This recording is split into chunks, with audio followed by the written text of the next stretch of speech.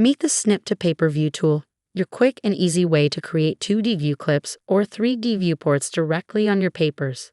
You'll find this tool in both the 2D and 3D toolbars, making it accessible no matter where you're working. Here's how it works. First, select the Snip to Paper View tool from the toolbar. Next, draw a rectangle around the objects you want to display in your 2D view clip. Just click, drag, and release. Upon release, the paper view opens and your selected area is automatically placed on the last active paper.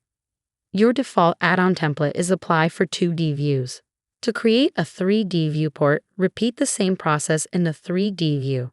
Select the Snip to Paper View tool, draw your rectangle, and release. The paper view opens again, now with your 3D viewport ready for further adjustments. From here, you can fine-tune your 2D view clip or 3D viewport to get the perfect look. And that's it. The Snip to Paper View tool makes it simple to create polished and professional paper views in just a few clicks.